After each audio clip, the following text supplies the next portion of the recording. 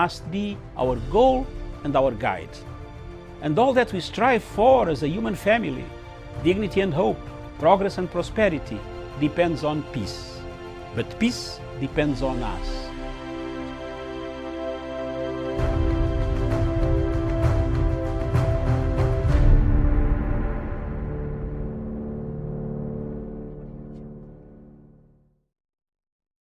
Of the media, it is a pleasure to be with you in this virtual stakeout. I know one of the UN correspondents has been hit by the epidemic. My thoughts are with all of you in this difficult moment we are all facing. We are facing a global health crisis, unlike any in 75-year history of the United Nations. One that is spreading human suffering, infecting the global economy, and upending people's lives. A global recession, perhaps of record dimensions, is a near certainty. The International Labour Organization has just reported that workers around the world could lose as much as $3.4 trillion in income by the end of this year. This is above all a human crisis that calls for solidarity. Our human family is stressed and the social fabric is being torn. People are suffering, sick and scared. And current responses at the country level will not address the global scale and complexity of the crisis. This is a moment that demands coordinated, decisive and innovative policy action from the world's leading economies. We must recognize that the poorest and most vulnerable, especially women, will be the hardest hit. I welcome the decision by G20 leaders to convene an emergency summit next week to respond to the epic challenges posed by the COVID-19 pandemic, and I look forward to taking part. My central message is clear. We are in an unprecedented situation, and the normal rules no longer apply. We cannot resort to the usual tools in such unusual times. The creativity of the response must match the unique nature of the crisis, and the magnitude of the response must match its scale. Our world faces a common enemy. We are at war with a virus. COVID-19 is killing people as well as attacking the real economy at its core: trade, supply chains, businesses, jobs. Entire countries and cities are in lockdown, borders are closing, companies are struggling to stay in business, and families are simply struggling to stay afloat. But in managing this crisis, we also have a unique opportunity. Done right, we can steer the recovery towards a more sustainable and inclusive path.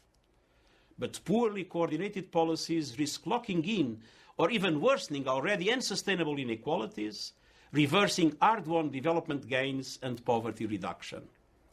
I call on world leaders to come together and offer an urgent and coordinated response to this global crisis. I see three critical areas for action. First, tackling the health emergency.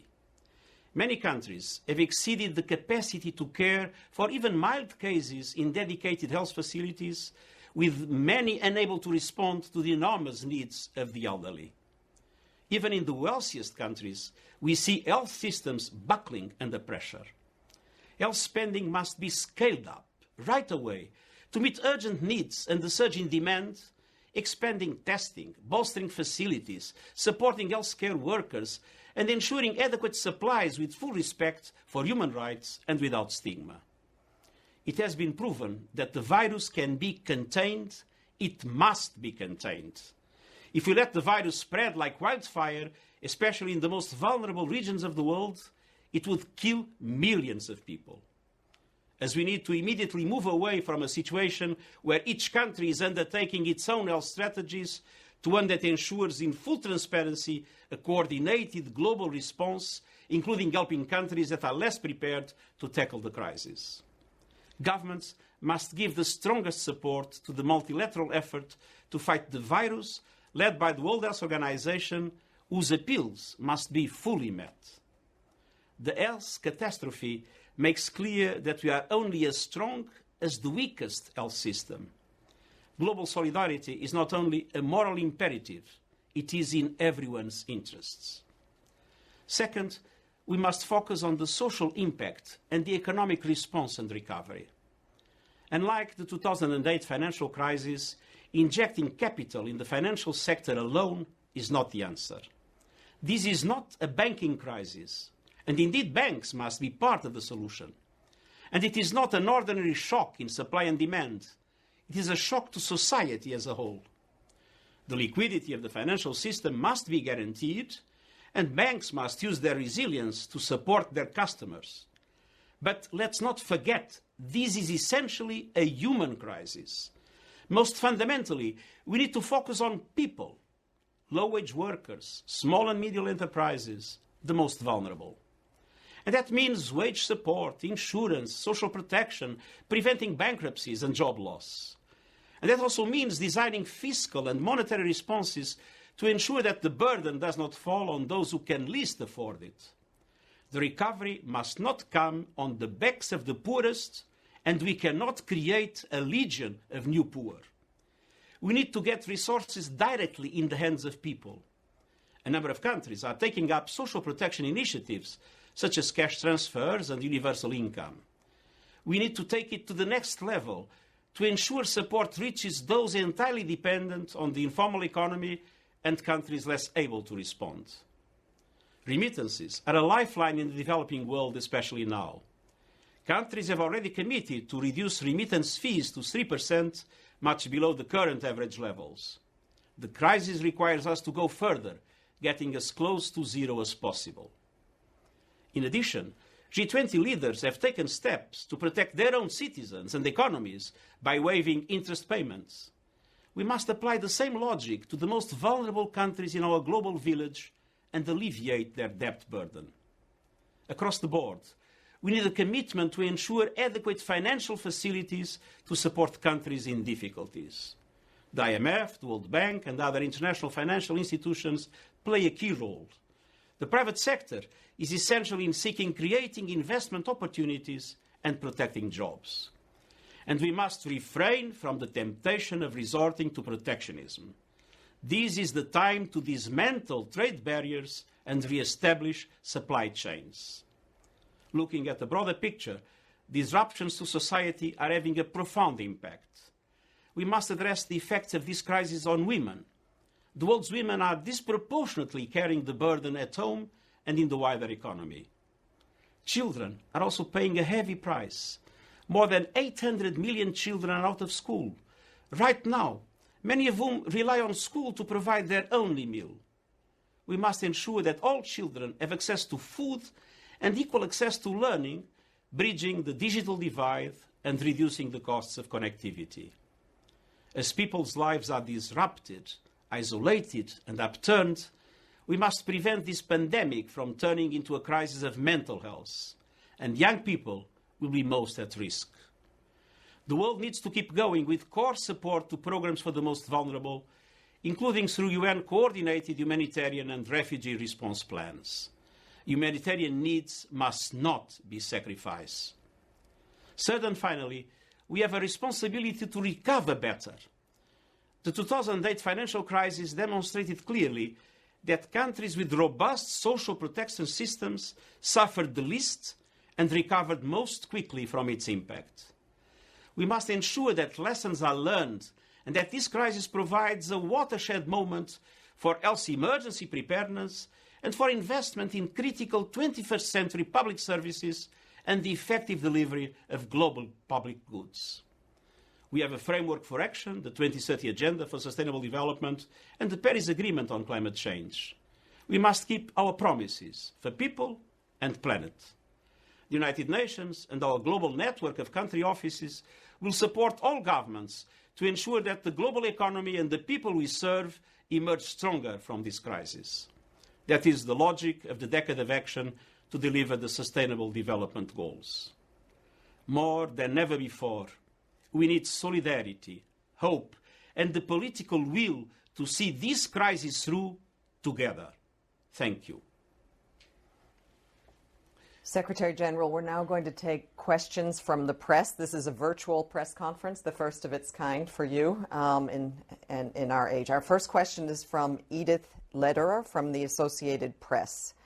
She asks, Mr. Secretary General, you're calling especially on the G20 countries to take the lead, but many of them are struggling to deal with the COVID-19 pandemic in their own countries. Where is the money going to come from to fulfill the ambitious program you just outlined? Well, we see that whenever there is a problem in the banking system, trillions appear to solve the problems of the banks. And these trillions must appear now. Governments, central banks must work to guarantee that there is liquidity in the economy, but also that funds are mobilized to those that are most in need.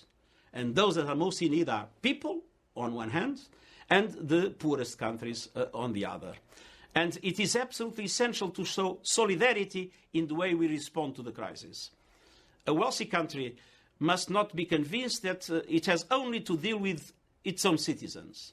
It's in the interest of a wealthy country to contribute to a global response, because the crisis can come from wherever at any moment, and it is in the interest of everybody to fight it effectively, especially in the most vulnerable areas of the world.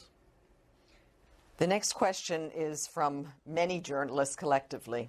Are you concerned that the restrictions on travel will boost nationalist sentiments? You say that international cooperation is the answer. How do you achieve that? I think that the restrictions on travel can be understood because of the need to contain the spread of the disease. But it's very important that at the same time people feel the need of solidarity. It's very important to fight fake news, to fight those campaigns in social media that try to spread fear, that try to spread antagonism, that try to create divisions. This is a moment of solidarity, and this is a moment where political leaders, religious leaders, community leaders must convey a very strong message asking for people to feel that we need to do this together. And even if we are physically separated, I am physically separated from my family at the present moment, but we are together fighting this crisis. And I think that the same must happen with countries, the same might happen with peoples. We can be physically separated, but we need to do it together. The next question is from Valeria Robecco from the Italian news agency ANSA. Africa is now experiencing a limited number of cases, but some experts fear that there will be a wave of cases in the near future. Are you working on some plans to help the most vulnerable areas? Yes, our teams in Africa are working very hard with the governments to support them. But my very strong appeal to the G20 is to have a particular concern with African countries and other countries in the developing world.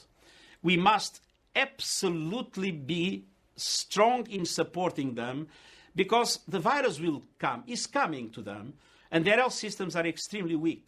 So they need a very strong support from the developed world. And if that support is denied, we could have catastrophic consequences. If the virus is not contained because countries have not the capacity to contain it, it can spread like wildfire, as I mentioned, and we could have, even with low rates of mortality, we could have millions of people dying, and this is absolutely unacceptable.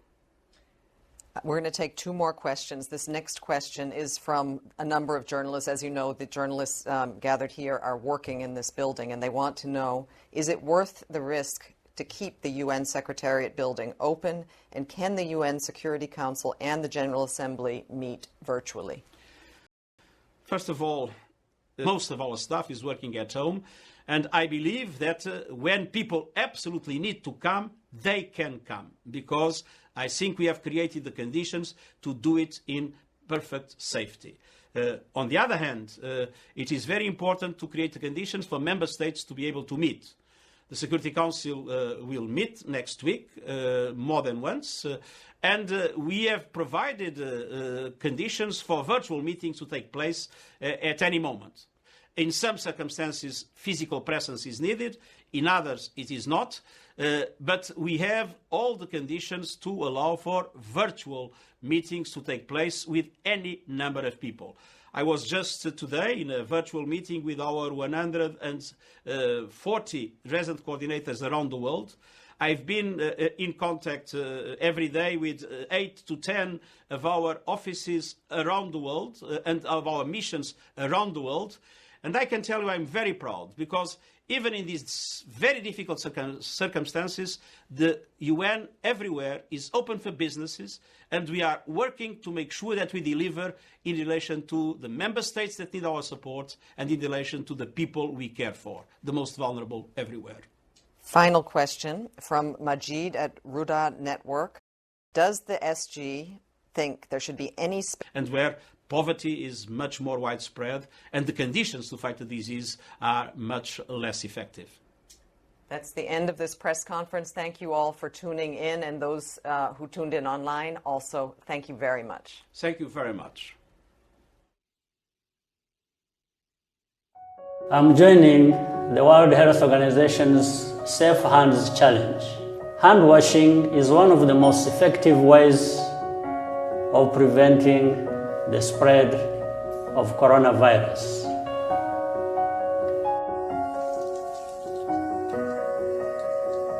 Wash your hands with soap and water for at least 40 to 60 seconds.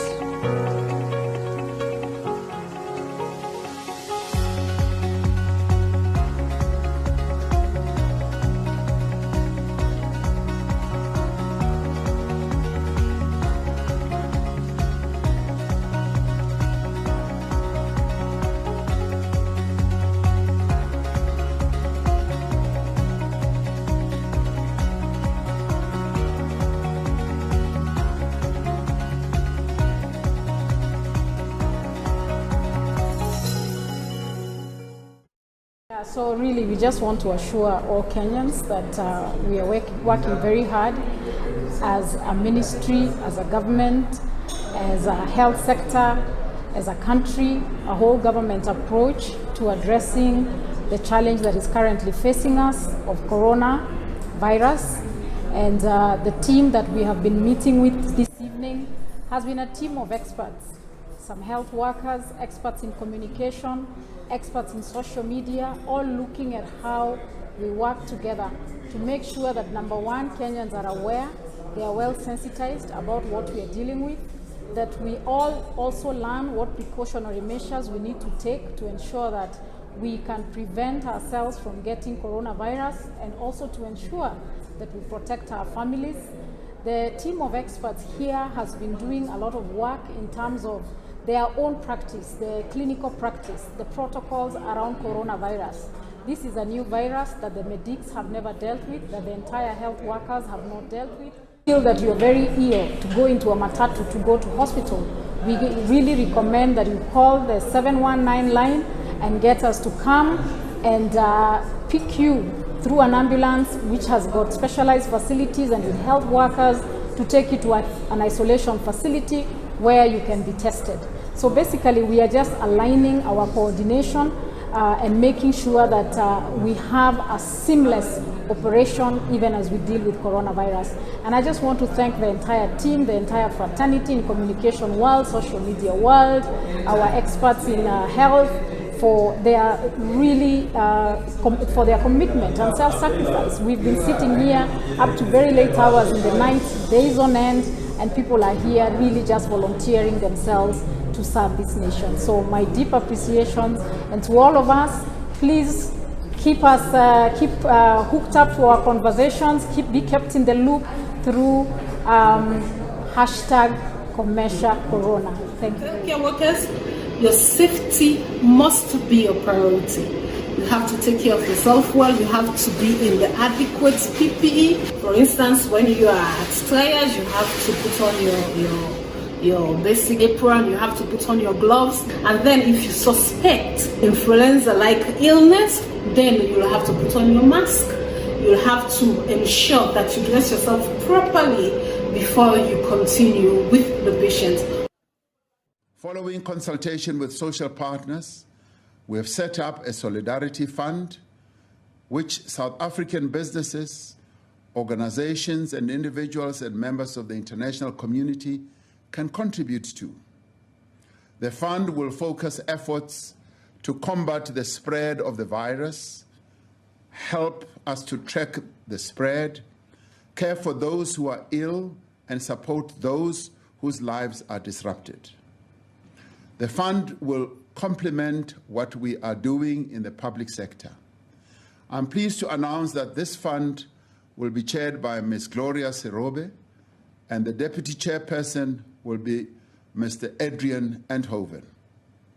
The fund has a website, www.solidarityfund.co.za, and anyone can begin to deposit funds into this account from tonight, acting in solidarity with South Africans who are vulnerable.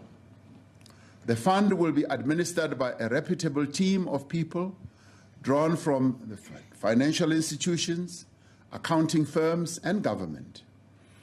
It will fully account for every cent contributed and will publish the details on the website. It will have a board of eminent South Africans to ensure proper governance. To get things moving, government is providing seed capital of 150 million rand, and the private sector has already pledged to support the fund with financial contributions in the coming period. We will be spending money to save lives and to support the economy.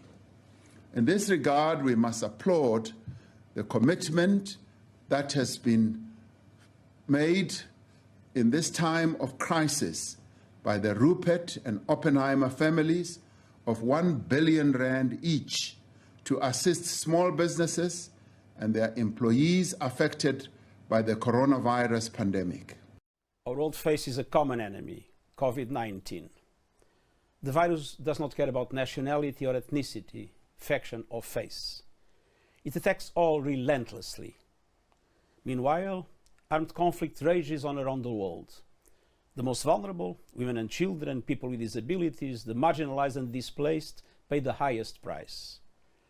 They are also at the highest risk of suffering devastating losses from COVID-19. Let's not forget that in war-ravaged countries, health systems have collapsed. Health professionals, already few in number, have often been targeted. Refugees and others displaced by violent conflict are doubly vulnerable. The fury of the virus illustrates the folly of war. That is why today I am calling for an immediate global ceasefire in all corners of the world. It is time to put armed conflict on lockdown and focus together on the true fight of our lives. To warring parties, I say, pull back from hostilities, put aside mistrust and animosity, silence the guns, stop the artillery, end the airstrikes. This is crucial to help create corridors for life-saving aid, to open precious windows for diplomacy, to bring hope to places among the most vulnerable to COVID-19. Let us take inspiration from coalitions and dialogue slowly taking shape among rival parties in some parts to enable joint approaches to COVID-19. But we need much more. End the sickness of war and fight the disease that is ravaging our world. It starts by stopping the fighting everywhere, now. That is what our human family needs, now more than ever. Thank you very much, Secretary General. We're now going to take some questions from the press. James Bays from Al Jazeera is asking, your call for a global ceasefire is obviously going to be difficult to achieve. I would like to ask you to address just one conflict as an example, Libya, where all parties are already supposed to be observing a humanitarian pause. But in fact, it seems one side, led by General Haftar, has used this period to intensify his military campaign. There was a truce that was more recently decided again. It is not holding very well. And this is one of the reasons why I believe we need a global ceasefire. And all my special representatives will be very active, talking with the parties and trying to create a global dynamics in order for all countries around the world to put pressure on the parties to the conflicts everywhere to stop the fighting. I believe that this is the only way to address those situations where the parties have been quite stubborn in not accepting the need to a ceasefire, when everybody knows that there is no military solution, and the fighting going on only increases suffering and makes the response to COVID-19 now even more difficult. Just quick follow-up to that from Maria from TASS. You did mention that you were in touch with your special envoys. Have you received any commitments to the ceasefire from different sides in Syria, Libya, Yemen, Ukraine, etc.? I'm launching the global appeal now. My special envoys will be now working with the parties to the conflict to try to make sure that this global appeal is not only listened to, but leads to concrete action, leads to a pause in fighting, creating the conditions for the response to COVID-19 to be much more effective. And let's not forget, those areas that are ravaged by the conflict are areas where the capacity of response is very limited. And if the fighting goes on, we might have an absolutely devastating spreading of the epidemic. Yeah, and so Jessica from France 24 is asking a related question. Can you explain how you would protect the world's most vulnerable from the virus, refugees in particular?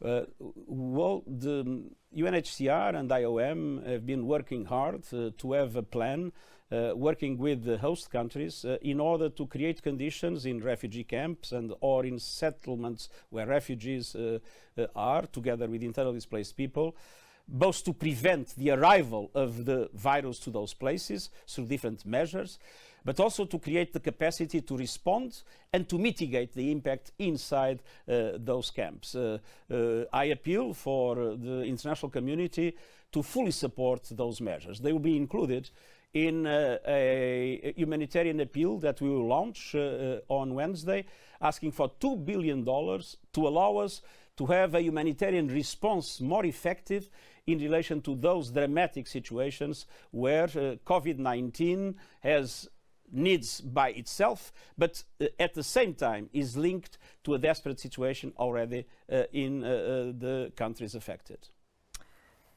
Betul Yurik from Anadolu Agency is asking, do you think the measures taken by the world leaders are enough? And if not, what other steps would you like them to take?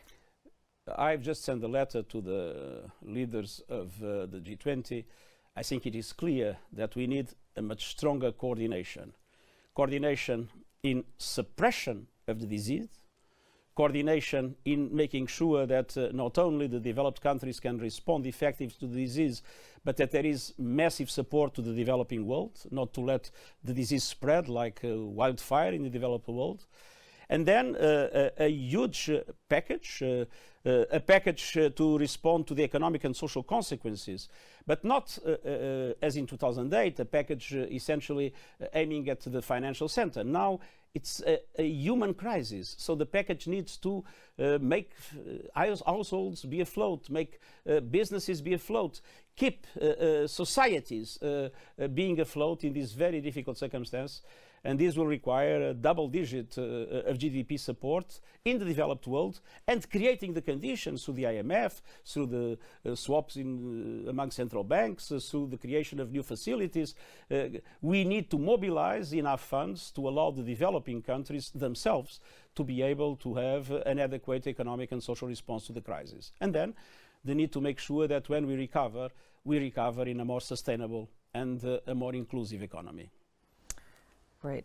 Pam Falk from CBS News is asking, are you concerned that this crisis is diverting attention from some of the world's other problems? It is true. The crisis is diverting attention from many other issues. We need to be able to respond to the crisis, but at the same time, as I did today, to make sure that responding to the crisis, we are also addressing some of our major concerns.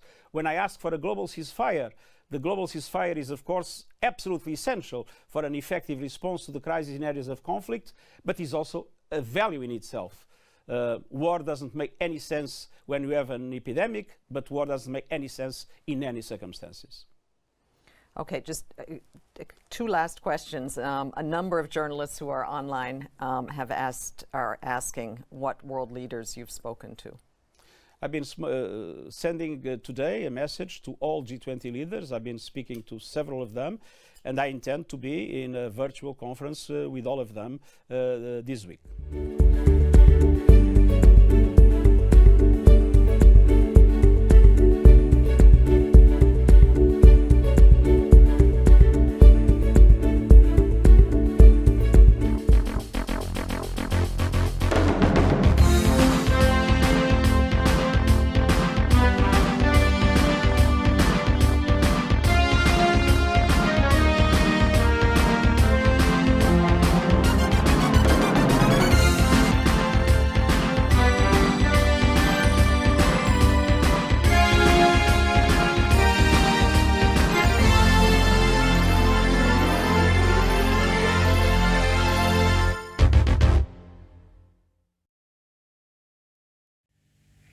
Good morning, viewers. Welcome to Punchline Africa, broadcasting all the way from the Republic of Kenya. Viewers in the studio, Miriam. Good morning, Miriam. Good morning to you. I'm very fine this morning. How are you, Doctor? How is Nairobi, the central CBD of Nairobi? How are the situation in Nairobi? CBD is well, good, a bit deserted, but very well.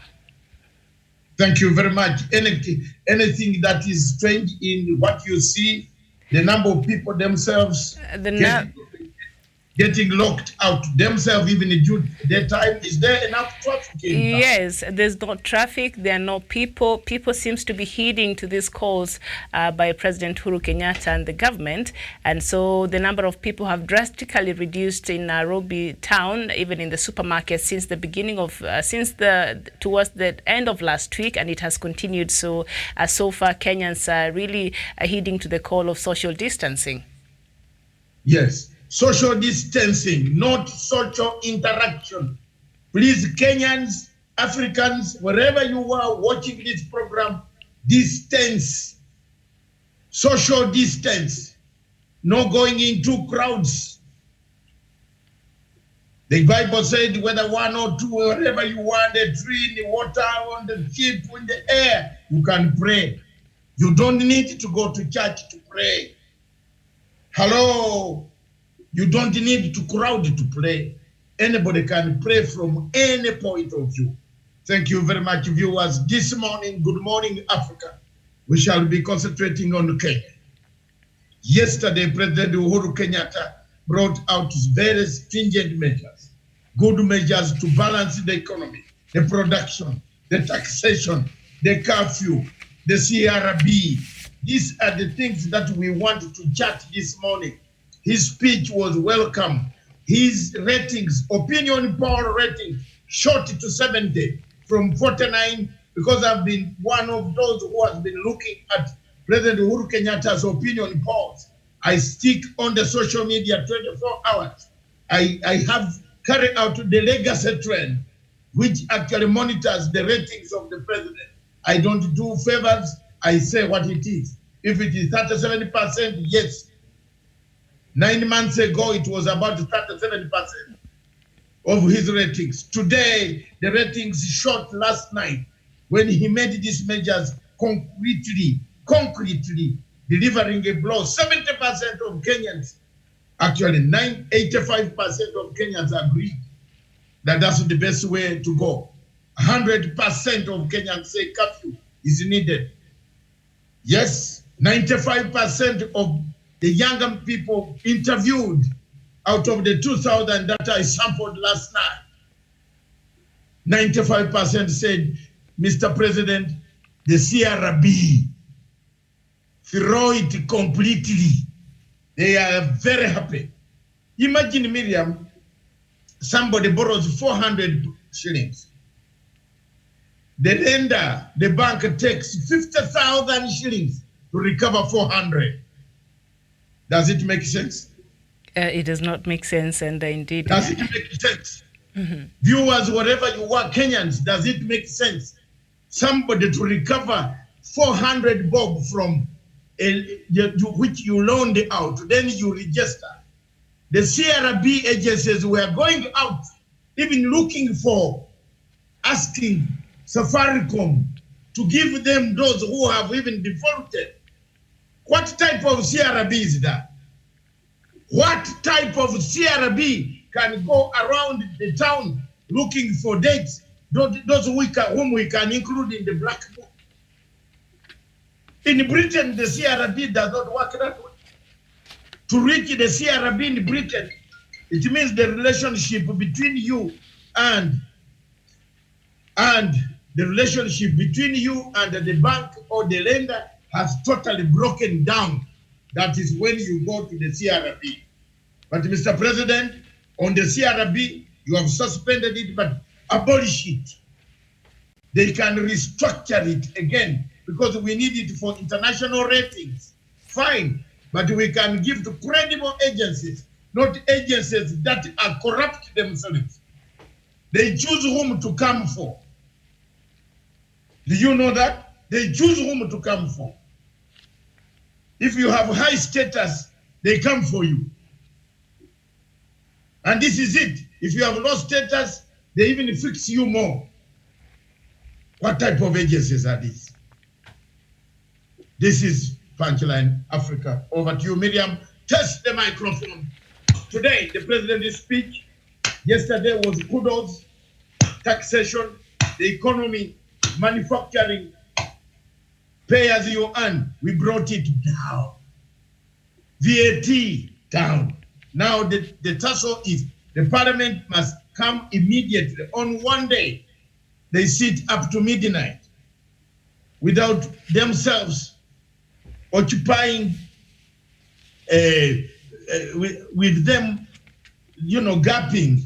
I think the speaker is working out how many MPs they will need to pass, or whether it will be a draconian system where you can use invocation of the law. Because how do you bring the MPs in town? How will they sit in those seats, which they usually sit very close and they even touch each other's, you know, parts? Touch each other's body. You touch the hand, this, that. So the spacing. How many MPs are needed to pass a motion of that?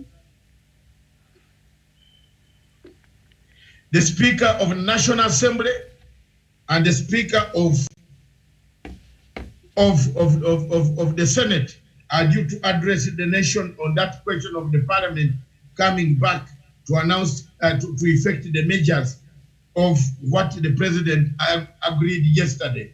That's a very good measure. We just had news breaking in, coming in to me. Thank you very much. Over to you, Miriam. Before we introduce a full speech, we shall have to take 4 minutes of the full speech of the President's speech last night.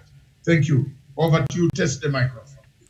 All right, a very good morning, good afternoon, good evening, depending on where you're watching us this day. Thank you so much for being with us. Of course, we shall be looking at the speech that President Uhuru Kenyatta, had yesterday for Kenyans. And so I think you'll just allow us to listen to just a bit of it. It was a bit long. I printed some papers, about 4 papers, a speech. So we cannot play the whole of it, but just the core of what the speech touched on yesterday. And then after that, we shall come back and elaborate further on some of these things that President Uhuru Kenyatta mentioned that really touch on the lives of a lot of Kenyans, and indeed Kenyans this morning. Others are waking up with a sign of relief after this speech that the President made yesterday. So shall we just have this speech, and then I will see you in a bit. Pandemic is an unprecedented global health crisis that has so far, as many of you know, manifested itself in over 184 countries and territories, and globally so far over 400,000 cases of the virus have been reported. Here in our country, Kenya, it has been 12 days since the first confirmed case of coronavirus. Our nation's response has been comprehensive, as it has been multifaceted, with the Ministry of Health leading the charge by announcing policy measures as well as behavioral protocols geared towards limiting the spread of this disease. These policy measures and behavioral protocols continue to dramatically change our way of life. Additionally, various state agencies, as well as private sector entities, have complemented our efforts by implementing further measures, which we appreciate and also applaud. Fellow Kenyans, yesterday Kenya had 25 confirmed cases of the coronavirus, and today we have received confirmation of an additional 3 cases, bringing our national tally to 28 confirmed cases. At the same time, and amidst this trend, I am also pleased to announce that numerous other suspects or suspected cases have been found to be negative after rigorous testing. But more importantly, today we have registered our first patient who has fully recovered from this virus. This, fellow Kenyans, is a clear indication that we can and indeed will defeat this virus. Many more persons, both Kenyans and foreigners, remain under close monitoring, either under self-quarantine or compulsory quarantine measures, which have been taken to ensure the safety of all our people. I wish to assure you that as a government, both at national and county levels, we are implementing strict evaluation and monitoring protocols designed to proactively seek out and test persons who may be carriers of this virus. I wish to assure you all, that we are continuously enhancing our testing and quarantine capacity on a day-to-day basis, supported by our development partners, international organizations.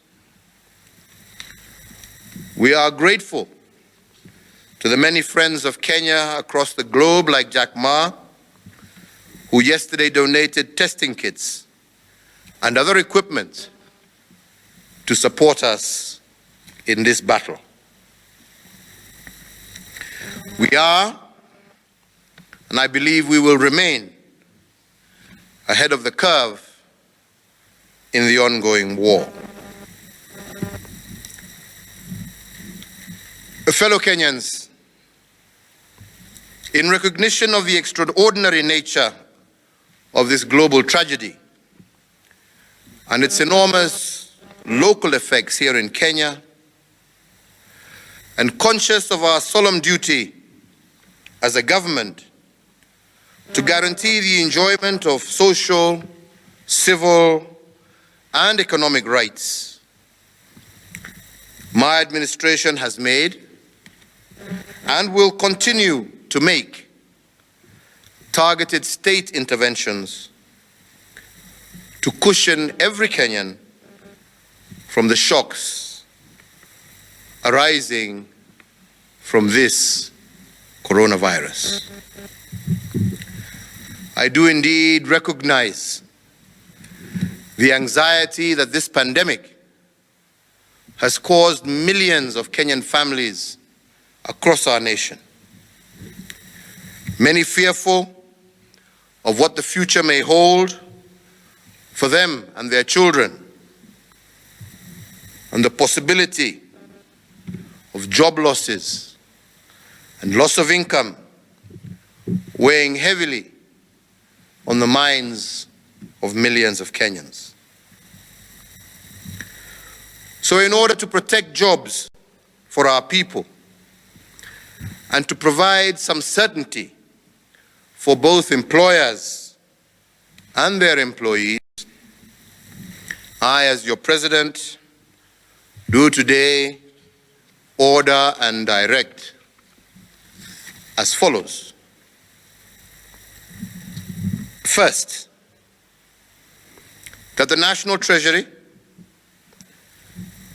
moves to Parliament to offer the following immediate reliefs and increase disposable income to the people of Kenya through A,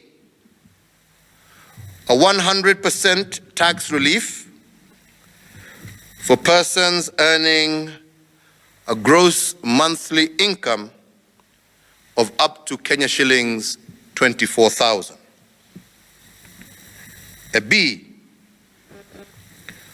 reduction of the income tax rate or pay as you earn from its current maximum of 30% to 25%.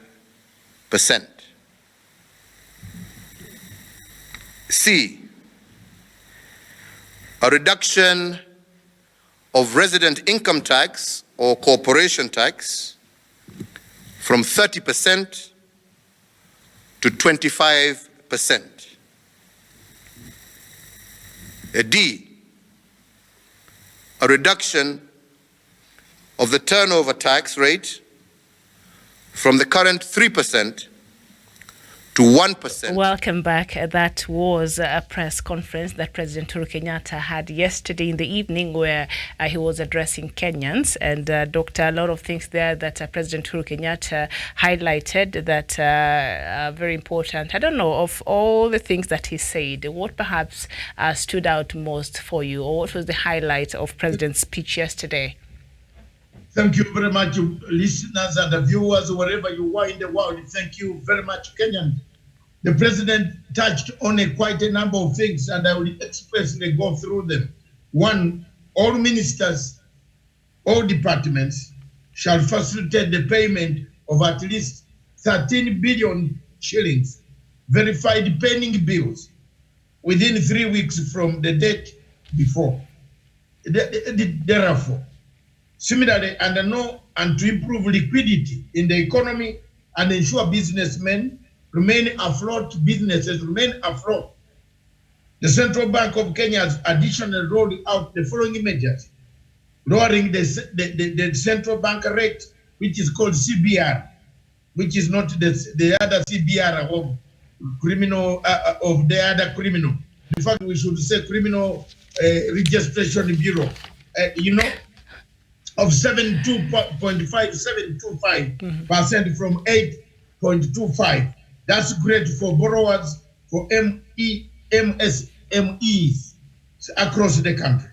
The lowering of the cash reserve ratio of CRR to 4.5% from 5.25. This is great news for people who are investing. And as you can see, it is here. It is well marked behind there, as you can see on the chart. Those are the main planks of what took place. And we are explaining the president's measures so that people here who are on the internet, because we know very many people are locked in. And we want to thank all of you who are locked in now, who are watching us. Take this message. The lowering of the cash reserve zero is very good. CBK shall also provide flexibility to banks with regard to requirement for loan classification. Many Kenyans are saying, hello, Mzee, just go ahead and tell them not to ask us for repairment, defer the repairments, or at least some of these banks can even actually wash off most of the money because they make profit anyway. If you cut off some of the loans, you don't collapse. Then we can see the president has gone further on taxes.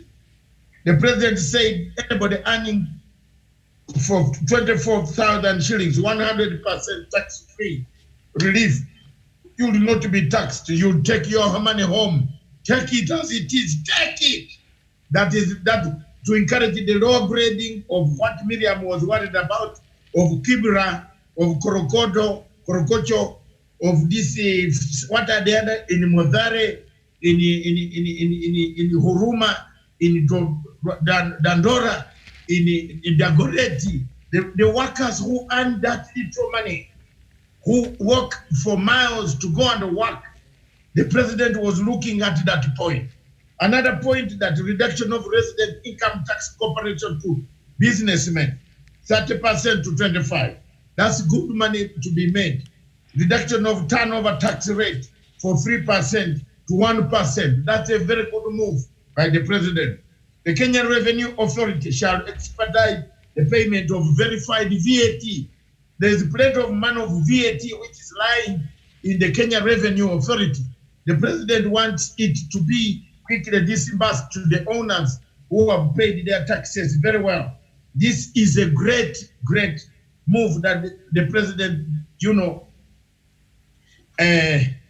made.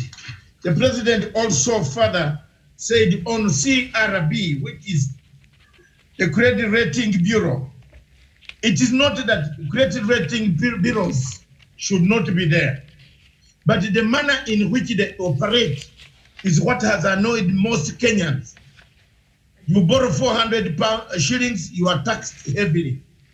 The company, the man who lends you the money takes 50,000 shillings from the bank to chase 400. Ha! Is this not corruption? Is this not corruption? Kenyans, over 95% of Kenyans, younger men, were all happy throughout the night on Facebook. I slept at about 4 a.m. chatting with over 2,000 of them. Many of them Kenyans from different areas who are sending in their views. And I came up with a figure of 95% of younger generation who had gone on these funds, lending the money from this fund.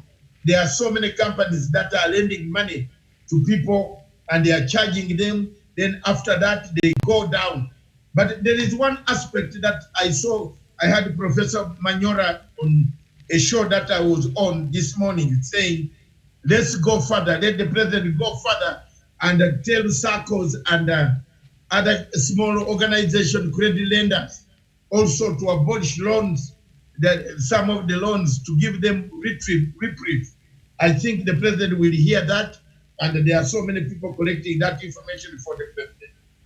The president ordered that those in above 50, like Matanga and so on, we should not pretend to be working, and we have other sicknesses.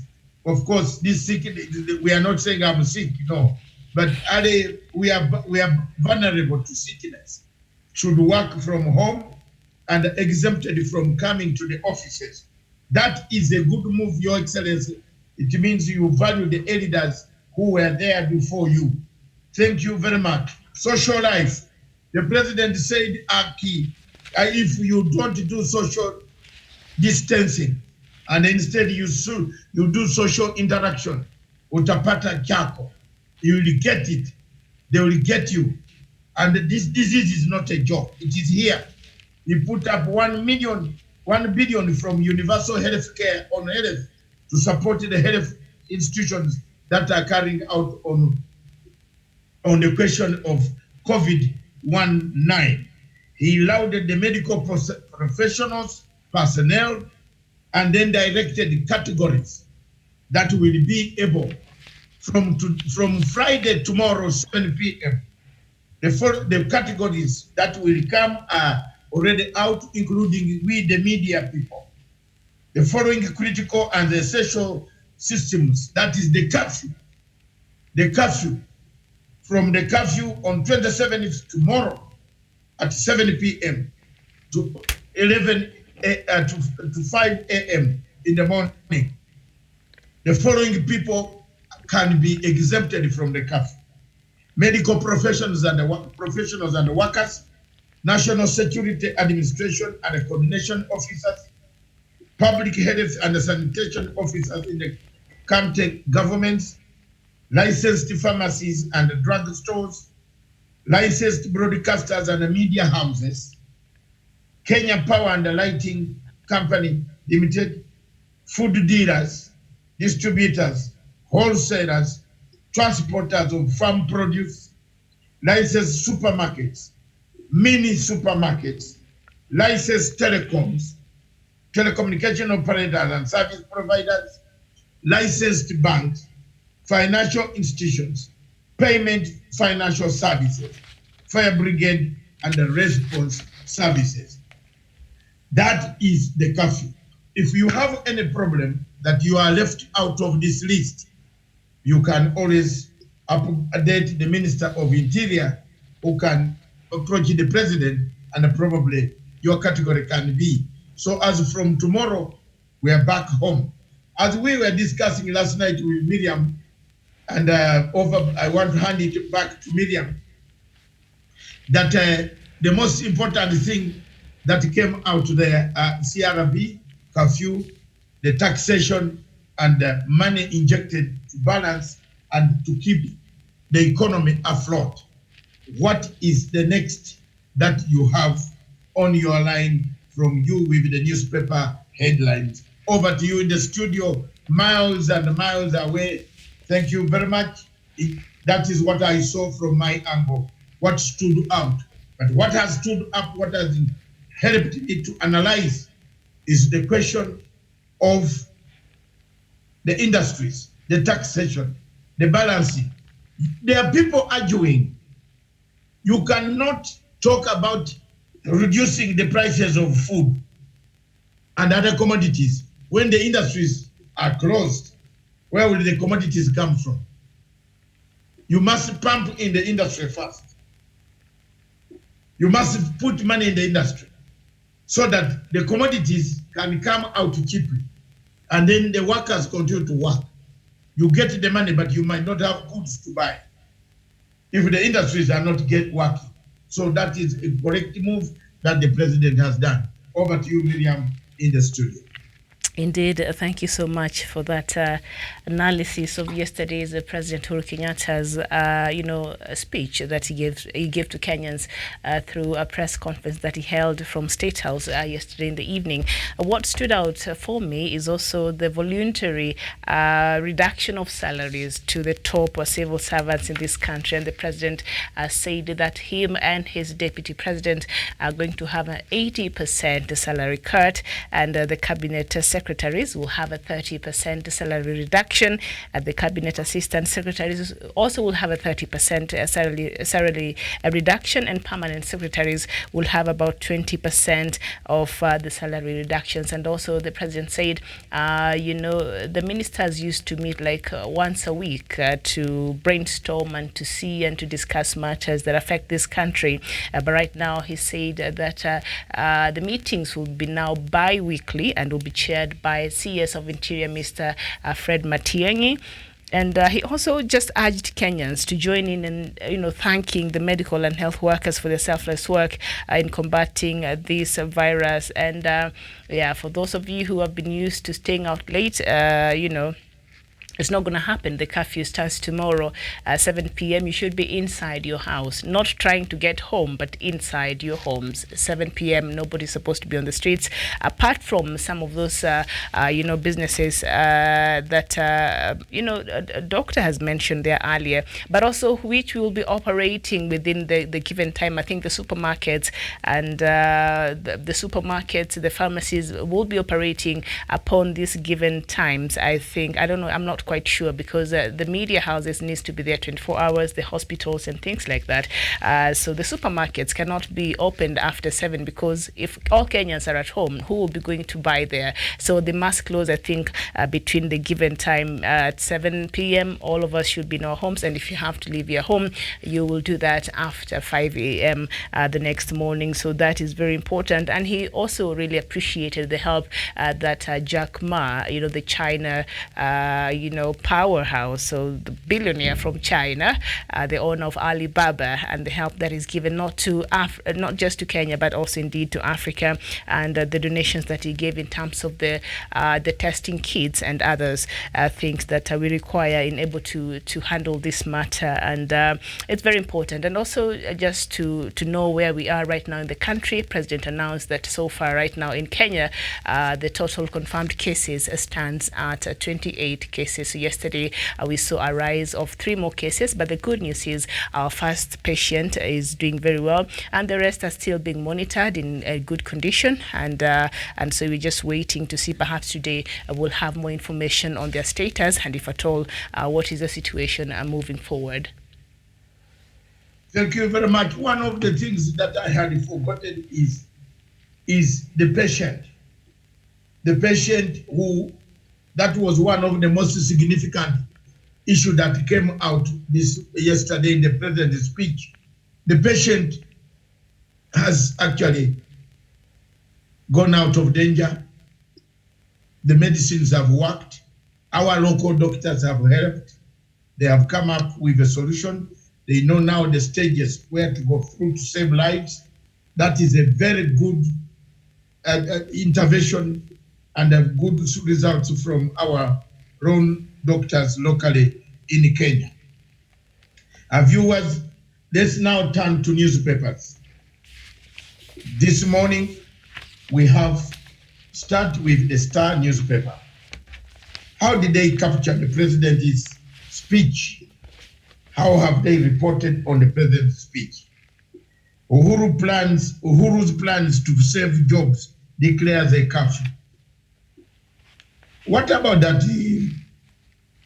What about that? The good headline yes. is followed by the last words of the headline. What do you think? Is it swallowed by the last words of the headline? I think if they had said but, when you say something and then you put a but, that negates everything else that you had said before. But Uhuru's plan to save jobs and declares a curfew. So I think yes. In normal reasoning, Miriam, yes. Anybody read this headline. The editors are not very good English readers, English makers. You say Uhuru's plan to save jobs. Yeah, that's very good. Then he said, declares a curfew. So someone who is not well versed like you, as soon as you read this statement, you will think, is it the curfew that is going to talk about the jobs? They should have put it more candidly. It has a hidden agenda in the format of this, yet they are very good things. They should have said plans to save jobs. That is a very good headline if it was a newspaper that likes the president. But because they wanted to negate the very fact that as he has done, he has also declared a curfew. And anybody reading this would think Kenya is under curfew from morning down to dawn curfew. Not knowing, you see, they did not go further. Look at that. They did not go further. They should have described the curfew. Because that one scares. If planes were still coming here, they could not come. But that is okay for me. I have never liked the Star because the owner has never been my friend since 1982. So we have a long understanding. Mike Pike, he promoted the dictatorship, which later on turned up to eat him in our country. So there he is. He ate him and gave him 24 hours to leave the country. He was one of those writing very bad stories about us. But God caught up with him. And he also ran panting with his trousers down in the knees and left everything in Kampala. So I've never been very fond of reading the Star. But there it is. Mike Pike knows that I have never hidden my dislike for him for having written very bad story in 1998 about me, which was not a very correct story. But God helps those who help themselves. I am here, sir. I am still alive. So thank you very much. But that is how, I've suffered quite a lot. Let's not go that way. But later on, he also faced the same man whom he was praising from the bush, who took away almost everything. He was lucky. His life was saved. But that one and Onyango Bo, those are people that Ugandans, Kenyans should be very careful about. Charles Onyango Bo used to praise Museveni like hell until Museveni turned on him and he started scampering. So these are some of the journalists that people are not worth. I have never been part of that one. If I don't like somebody, I say it as it is, and I have no regrets. I like it now, I have no regrets. I am, because Corona has put all of us on the weighing scale, the same. Are we not on the same weighing scale? We are on the same weighing scales now. We have to find a way. Miriam, there's no way, there's no rich, there's no poor, there's no beggar, there is no woman, no boy.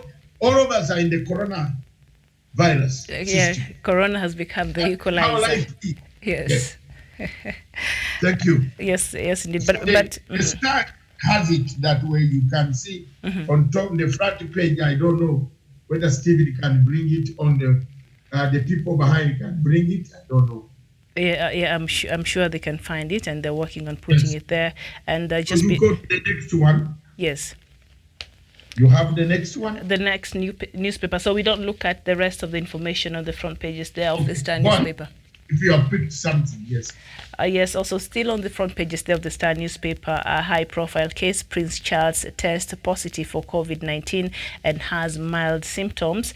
And also there, the Star gives us a breakdown of President Uhuru Kenyatta's speech yesterday there, and of course the classification of the critical and essential services that I will not go back to. I think Doctor there mentioned some of those. And we go to which newspaper now? The Standard, I guess.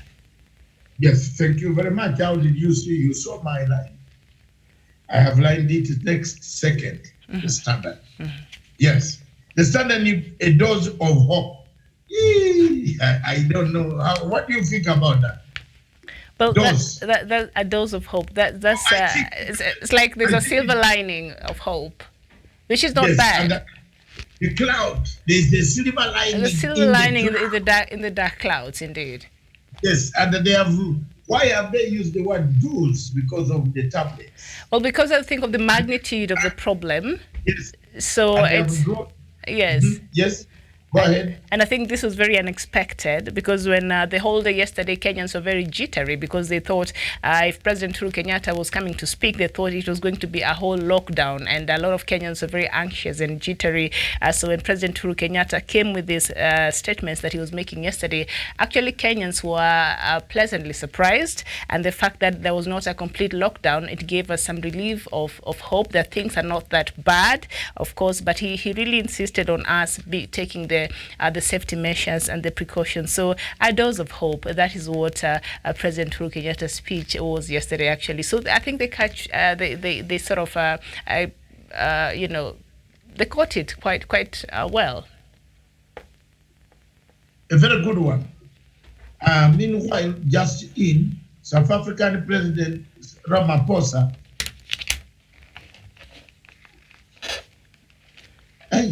it is very saddening, this one.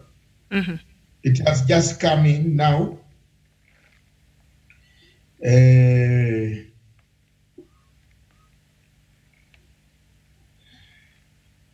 has just come in now.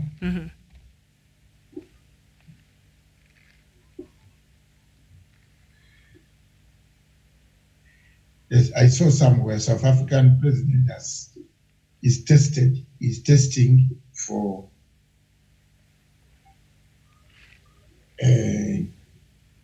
well, I'll get it and I come back to you. It is something to do with South African president. I saw it somewhere. Have you seen it? It's a breaking news that has just come in. That has not been shared with me. What is it suggesting? We don't want to share information that we've not verified. No. Yes. We are not sharing it. Yes. But I saw it breaking some news but it has disappeared from my radar system. Okay. Which had talked about South African president. But we shall find it and come back to it. And that's it. So thank you very much for viewing. I've seen it, I think. I've seen it. It says South African President Ramaphosa tested negative for coronavirus. And this comes from the Reuters news agency, so we can trust that. So President Ramaphosa has tested negative. They sent it to me. You know, my phone always bleeps when Reuters... Yeah, you have the alerts. You have the alerts there on your phone, yeah. Yeah. So South African president tested negative on coronavirus COVID-19. Thank you very much. That's the news coming in from Reuters right now as we speak. Live in the CBD is Miriam in the headquarters of Punchline Africa. Live in the command post, the command center of political command center of Punchline television station. I think, Miriam, are we approaching the top of the hour already? I think we have passed with about 10 minutes now, but we have to look at the rest of the...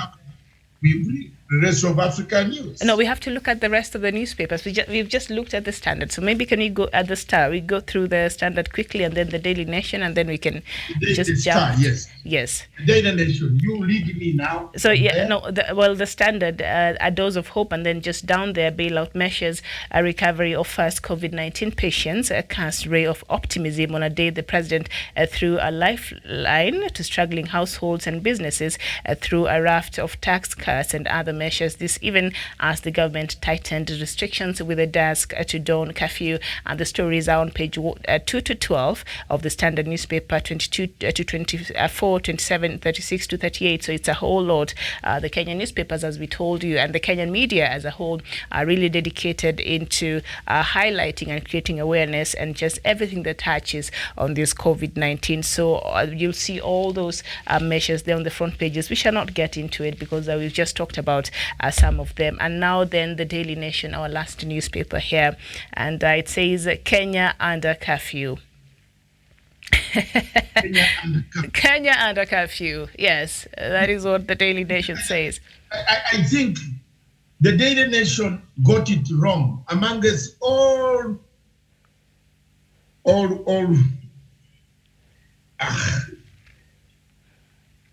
let me tell you. Yes. Among us all these organizations, the Kenya Daily Nation got it very wrong. Kenya under curfew. Surely, the editors of the Daily Nation don't understand the daily dynamics of what President Uhuru Kenyatta said only 7 o'clock to 5 a.m. on Friday. So for anybody reading this paper in London, places where we are now, where people are, will you think, what is the problem? What do you think about that? Yes, indeed. I think the paper really highlighted on the areas that will send Kenyans into a panic and anxiety mode, and this is not where we want Kenyans to be at. So as much as we really have to sell the papers and you have to write something very captivating, at the same time, I think this has a lot to do. This can affect other people's psychology when you wake up in the morning and you reach out to the newspaper, and this is the first thing you read. Already, it's just doom and darkness, but I think, well, the papers have to sell, but still this is the time, I think, even as media, as much as we have to sit here and have to talk about this very unfortunate situation, and the number of deaths right now are just getting much higher and higher, and countries are grappling around the world. That's fine. So it's already bad, so let's not make it worse. So with this kind of headlines, I think Kenya under curfew, Kenyans already already anxious enough. So can we not add to that and just try to like a dose of hope, or a ray of hope, like what the Standard has done this morning? Because there are a lot of things that the president really highlighted there that were very important, that should have taken center stage of the headlines this morning. And so the curfew, as much as, but it will not really affect the lives of, maybe some businesses that operate until the night, like the clubs and things like that. But usually, a majority of the normal Kenyans operate between those times that the government gave. So President Uhuru Kenyatta and his leader and his cabinet, this is something they really, really thought through. And so majority of lives will not really be affected so much, because we operate within, by 7 p.m. we're normally at home, usually for majority of Kenyans. And so this will not really affect our daily lives, except now with the new measures and the precautions. That is what we need to adjust to. So this should not have been the major headline here. There are a lot of things that the president said that were very, very important that should have taken the front pages. Thank you very much, Miriam. And if you look at the comments, one of the comments that has been brought out by Dominic Nandwa, he says a group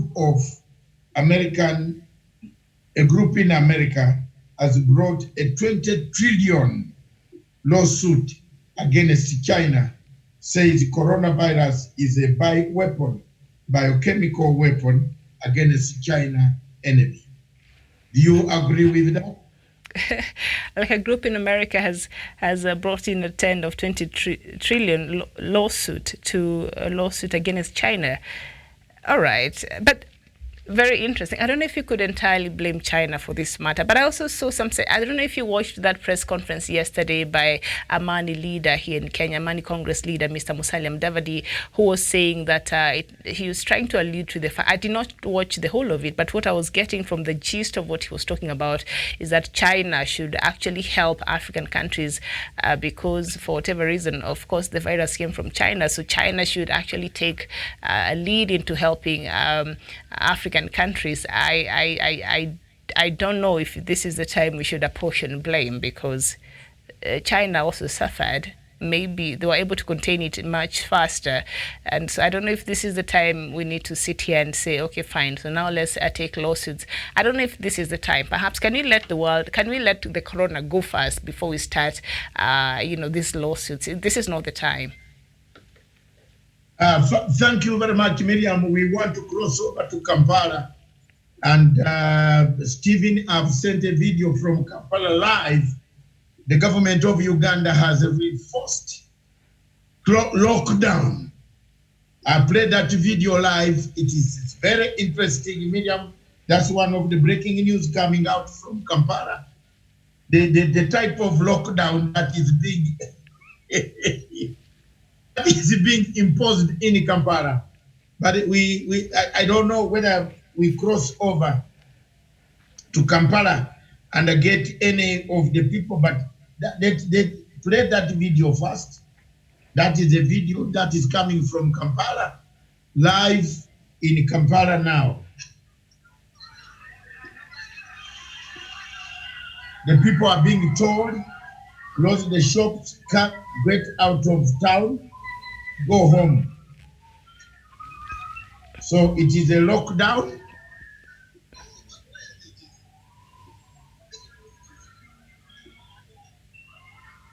That is an amateur video coming from Kampala.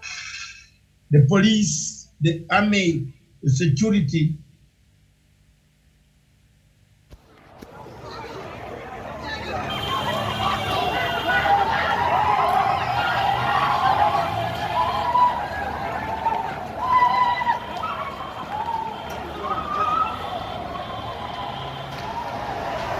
But why are they chasing people?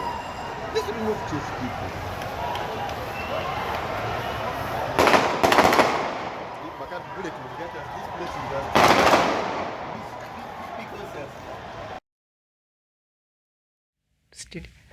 All right, so that is the video there that was just playing there from the video that is the streets of Kampala. Right, yes, from Kampala, the lockdown has begun.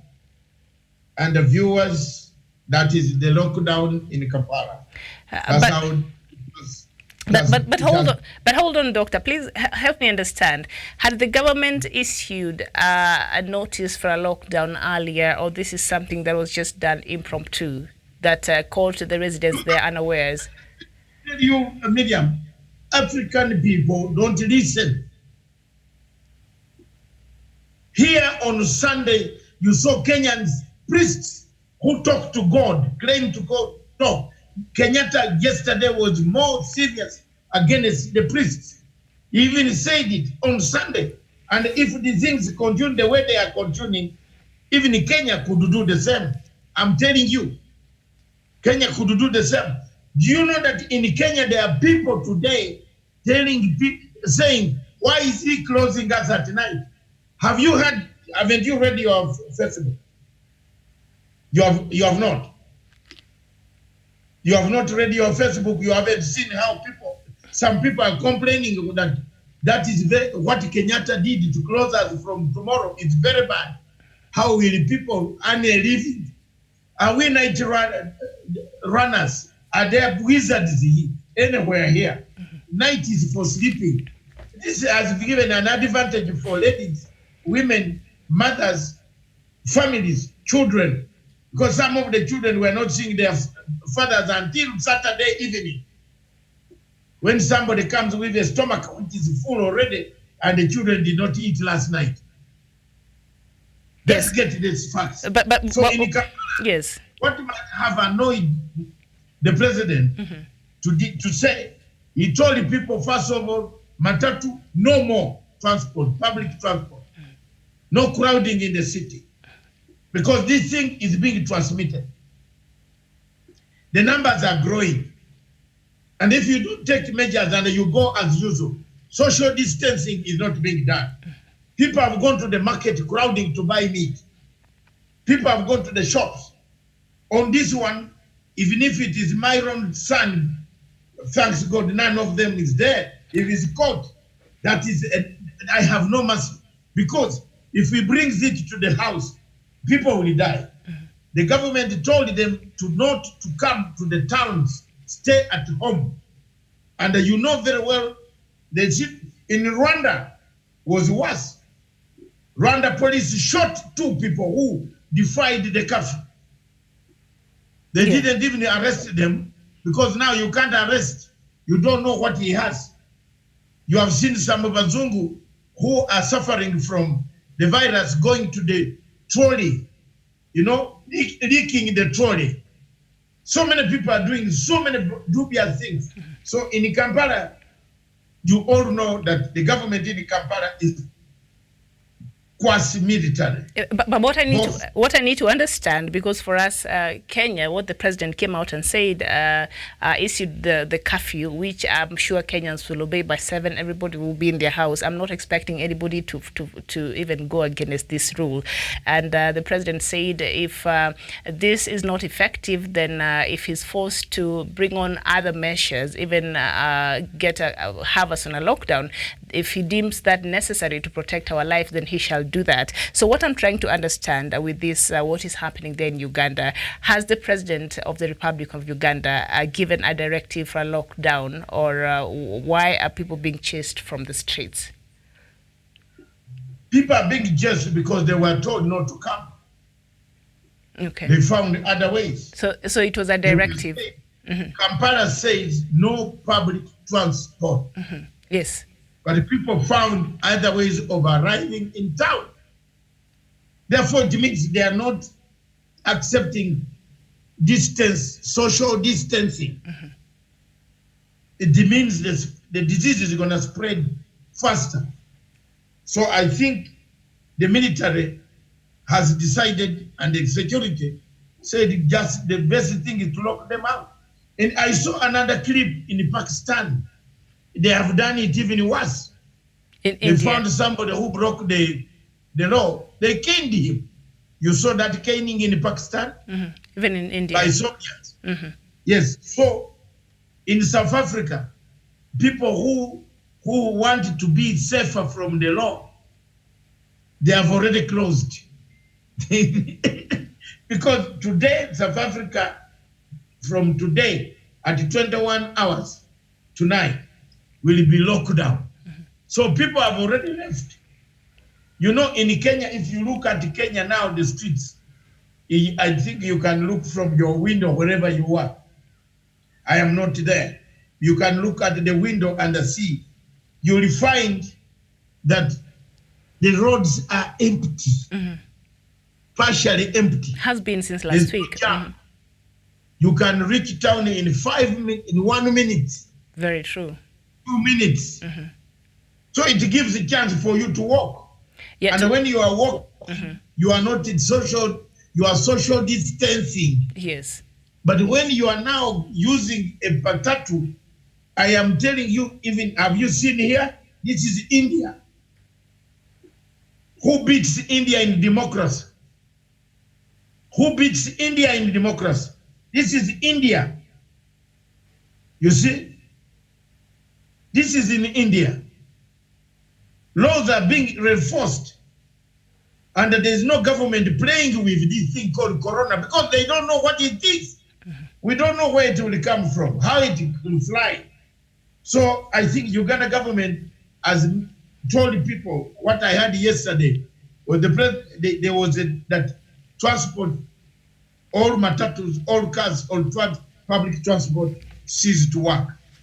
But I think people found their way in. No, they said the matatus, but they also said that you can use a taxi, and in the taxi it should only be 3 people, including the driver. So the taxi cannot carry more than 2 people. I think that was the directive. So some people might have used the taxi to get into the city. Let's get someone from Kampala who is on the line.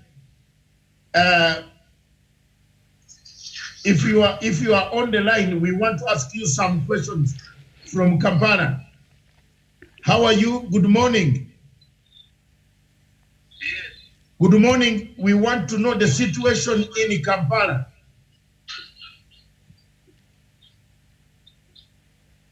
What is happening in Kampala? You call us. What is happening in Kampala? There is no public means.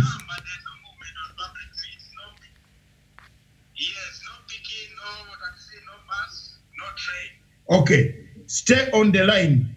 We have seen photos. We have seen photos of people running right now in the city who defied the government procedure of no taxis, nothing to come into Kampala. They are being chased out of Kampala. What do you think?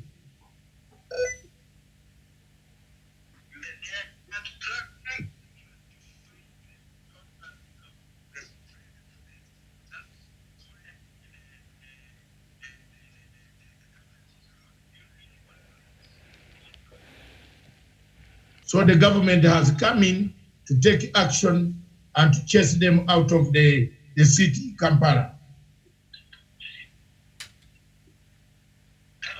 Okay, yes. We come back to you. I will come back to you later. Thank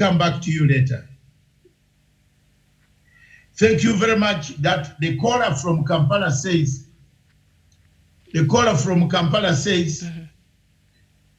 instructions were very clear.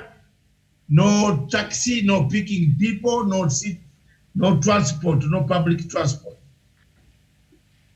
But to the surprise of the government, taxis filled the place. People came, the markets went back to where they are, and therefore the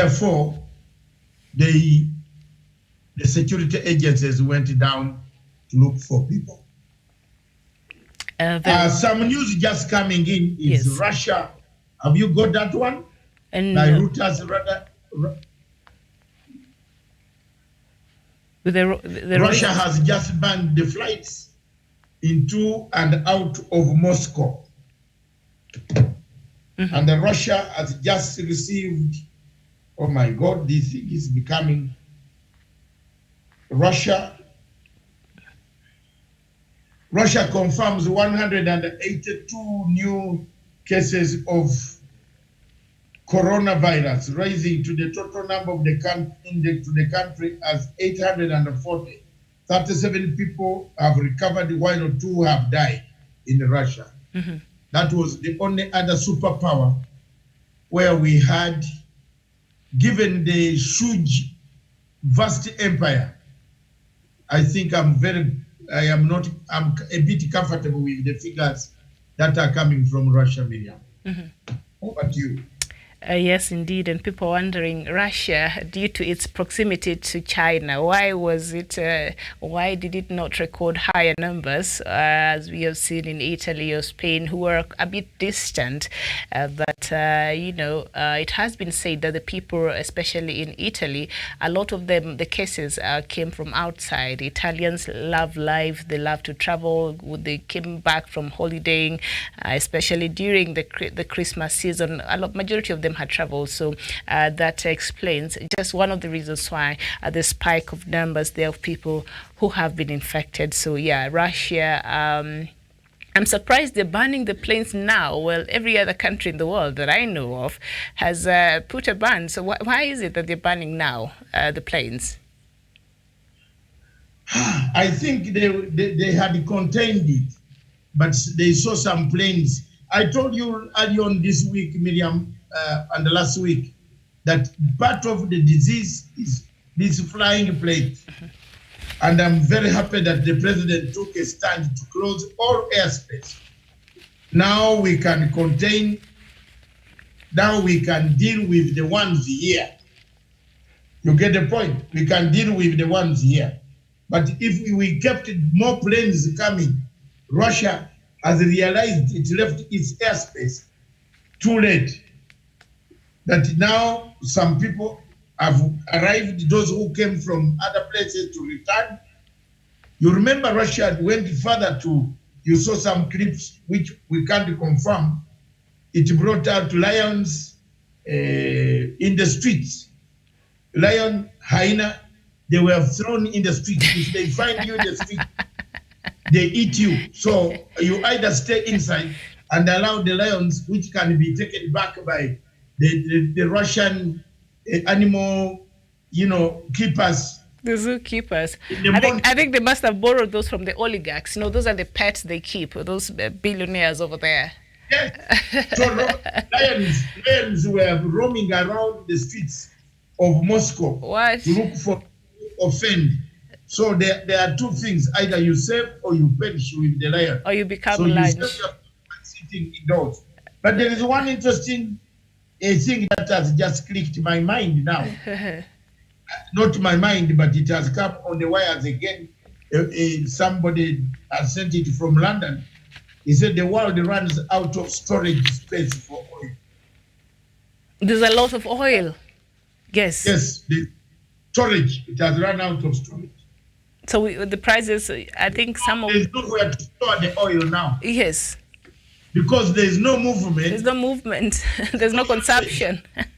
There's no consumption. There is no usage. The oil is too much. And therefore that will force the price of oil to drop. It has dropped in a lot of countries, yes. While here, the Kenya oil industry is warning people from raising the prices. You see how we are going to be affected. The world markets have gone down, the prices. We shall consume the little we have, finish it, and then we have no replenishment. Oh no, they better go replenish. We are going to have a problem. Yes, because some of the companies or some of the institutions that were deemed vital that are supposed to still stay open includes petroleum. Let me just see that. Includes licensed distributors and retailers of petroleum and oil products. So they're supposed to be working now. So there'll be no excuse. Have you considered? Have you considered yourself that time is going to come when you'll have nothing to distribute? Oh, they need to work. They need to work a plan. They need to work a plan. No, the world is on lockdown. On a lockdown. The little oil that we have received Already in Uganda, they accuse on petrol station because delivery for the last 2 weeks has not arrived. Some of the trucks are in Malaba, in Busia, and other places. So time is coming when the world, these are some of the things we should prepare ourselves for. That's why maybe President Museveni put a lockdown on any public transport, because very soon they might not have fuel. It is not going to be there because there has not been any movement from Kenya into Uganda. It's 10 miles queue in Malaba, 10 miles queue in Busia. And the other side is 10 miles up to Busitema. And this other one up to Tororo. Trucks have lined up to clear to come. They have not come. So oil, the fuel is going to be a shortage. There will be a crisis. We must think about that very carefully, that very soon we shall have a crisis of petroleum products. So those people put on that list might have nothing. Have nothing. Ooh, very, very, very scary situation there. I just pray it does not get to that. And now I feel like I need to go get an extra LPG, the gas, so that I just have an extra one in the house. in case mine ends before. Oh yes. I should go get. Yes. People who can get a gas, get it. An extra one. An extra one. Okay. Yes, if you can get. I should go buy an extra one just in case, just for precautionary measures. Yes. Because you can see the Guardian this is from London. A friend of mine sent it just now because he's watching us from London. He says the oil, there is no storage for oil because you can't. All the oil where it is still there now. There's no movement. Nobody is trying. Who is going to offload the oil in Mombasa? Who? The ship docks at Mombasa. Who is going to offload it? People are going away. People are locked up in their houses. Escorting the fuel.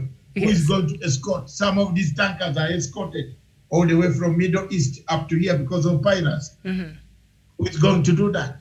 Those who are on sea don't want to touch land because this thing is on land. It is a difficult situation. Those are some of the things that we should consider and plan, and that's what the government is planning now. So when people say there is no planning by the government, at times I feel it is a very bad act that you have done against the government of President Uhuru Muigai Kenyatta. Miriam, we have done our best, and the time is 12:38. Unless you have something that we haven't touched, we can touch it. Usually, the current lockdown is how retirement may end up like.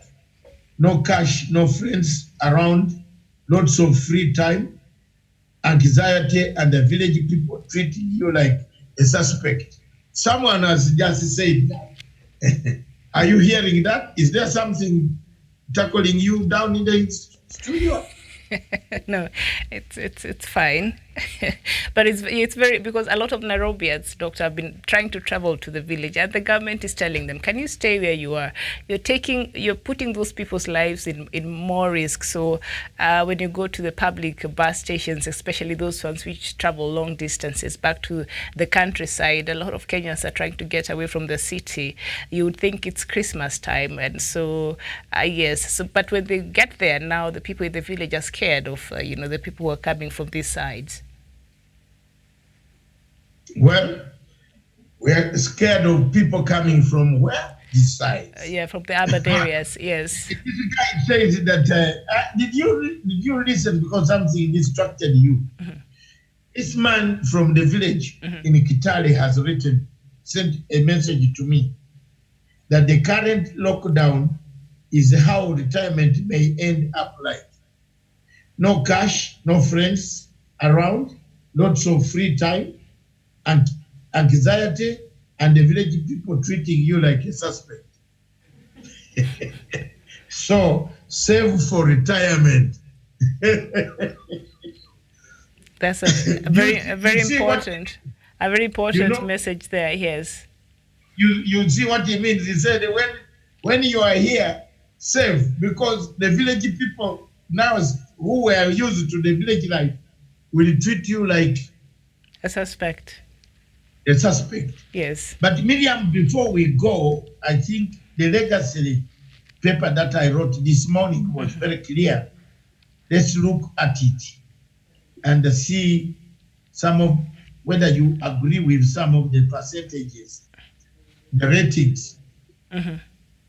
Out of 2,000 people talked to from last night up to this morning, 70% of the people said the ratings for President Uhuru Kenyatta rose from 49 to 51% to 70 after the announcement. Mm-hmm. 85% of Kenyans agreed with the measures. 15% don't agree. Business manufacturers, 80% of the business people and the manufacturers agree with the taxes and are happy with taxation, but then about 20% needed more. I even spoke to the chair lady of Kenya manufacturers on phone, and youth on CBR, 95% said they are happy. On the curfew, 100% of Kenyans I spoke to agreed with the curfew. It's necessary, it's important. Said, those night analysts, you a night dancer, one of them even wrote, said curfew is very good for night, is very bad for night dancers because they will not do their job in the villages. And in town, we also have night dancers, do we? I think, but now and the other, yes. Out of this, mm-hmm. it brings a very crucial question. Security. Mm-hmm. Security. We have been talking about security as a television station for some time. You saw the programs of security that I put forward, suggestions. Who is going to be the keeper here? Because as we lock our businesses and you don't go, there could be groups that could also come to take the goods at night. Mm-hmm. Yes, pretending to be firemen. If a Kesa can pretend to be a general, it can't rule out another Kesa to be a general. There are so many people going to pretend and they come to your door that they are police officers. They saw somebody coming from down and entering this house. Can you open? So you must also teach people, sensitize the people on how security is going to be. So many people are going to be robbed from these gangsters saying that they are police officers reinforcing security. So the government must come out, the chiefs, the Nyumba Kumi, and the rest of this. Let's help the government in advertising some of these things. Other than that, Miriam, mm-hmm. can we call it a day? Or you have something to tell me? Just the total counts, perhaps globally.